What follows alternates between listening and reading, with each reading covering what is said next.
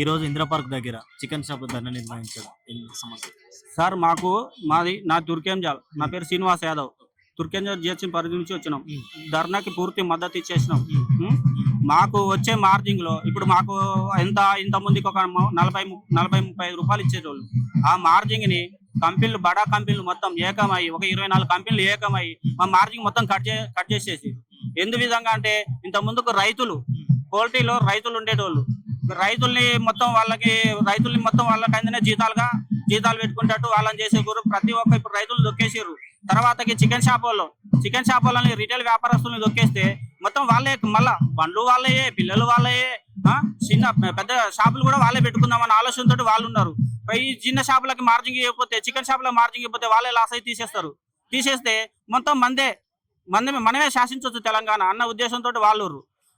అదే విధంగా మా మార్జింగ్ మాకు రావాలని మేము కోరుకుంటున్నాం. వాళ్ళని ఇప్పుడు మార్జిన్ అసలు అడిగితే ఎందుకు అసలు రెస్పాన్స్ ఇస్తలేరు? మీరు మార్జింగ్ అడిగితే ఎందుకు రెస్పాన్స్ ఇస్తలేదంటే వాళ్ళకే తెలవాలి. మేమైతే 3-4 సార్లు మీటింగ్ పెట్టినాం. వెన్కాబు స్నేహ వీళ్ళందరితోటి 3-4 సార్లు మీటింగ్ పెట్టినాక సార్ తోటి మాట్లాడతాం, పైన పెద్దలకు చెప్తాం అన్నారు. కానీ ఇప్పుడు 10 నెలల సంది ఎవరు వచ్చి మమ్మల్ని చర్చలో పిలిచిన వాళ్ళు కాదు, ఎవరు లేరు. మేము అడిగినప్పుడు ఇట్లా పెంచుతారు, మళ్ళీ తగ్గించేస్తారు.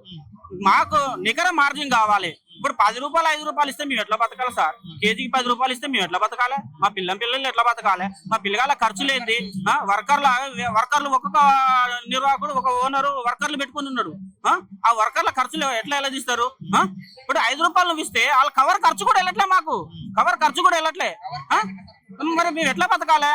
మేము మాకు 15 సంవత్సరాలు ఉన్న మార్జింగ్ నే మేము ఎక్కువ పెంచమని అడగట్లే. మా మార్జింగ్ మాకేమంటున్నాం? పాతదే ఏమంటున్నాం, ఇప్పుడు కొత్తది ఏమంటలే. పాతది 15 సంవత్సరాల కింద ఉన్న మార్జింగ్ ని మేము అదే మార్జింగ్ అడుగుతున్నాం. మాకు ఖర్చులు పెరిగినాయి సార్, కిరాయిలు పెరిగినాయి, ఇంటి రెంట్లు పెరిగినాయి, పిల్లల ఫీజులు పెరిగినాయి. ఆ 30 సంవత్సరాలు ఉన్న ఫీజులు ఇవ్వాలంటాయా? మాకు అదే మార్జింగ్ ఉంచారు. మా పిల్లల ఫీజులు పెరిగినాయి, అయినా మేము అడగట్లే కదా.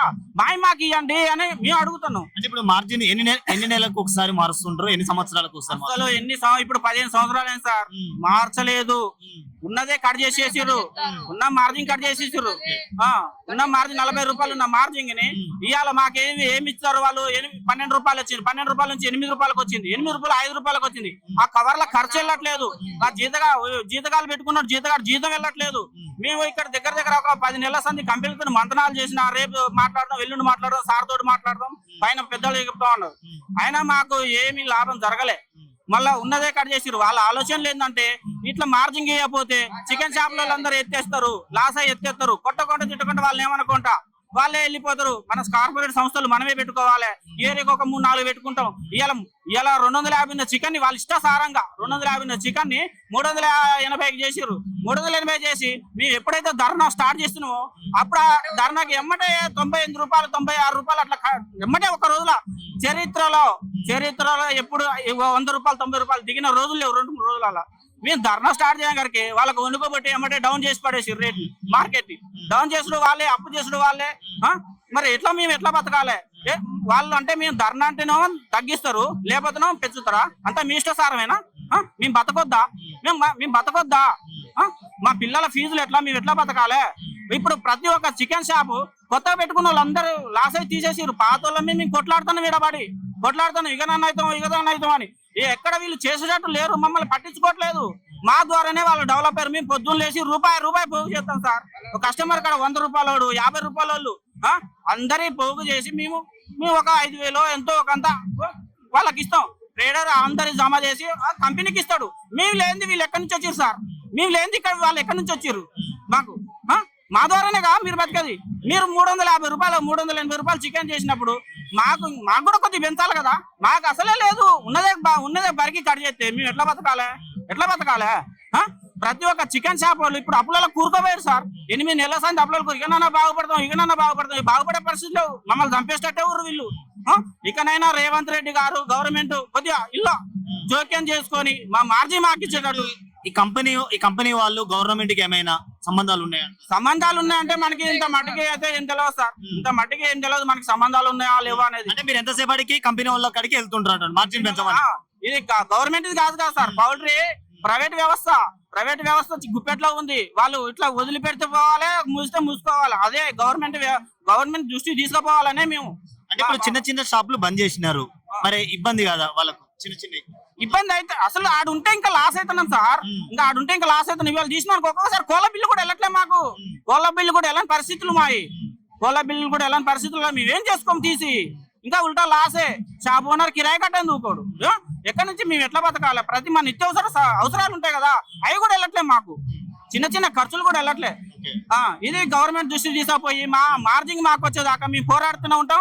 గవర్నమెంట్ జోక్యం కానీ ఎవరు జోక్యం చేసుకోకపోతే, మా మార్జింగ్లు ఇవ్వకపోతే ఇంకా ఈ ఏమంటారు ఈ ధర్నాన్ని ఇంకా ఉద్దిత్రం చేస్తాం. అంటే ఓన్లీ హైదరాబాద్ లేనా ఈ చికెన్ షాపులు బంద్ చేయడం? మొత్తం తెలంగాణలో?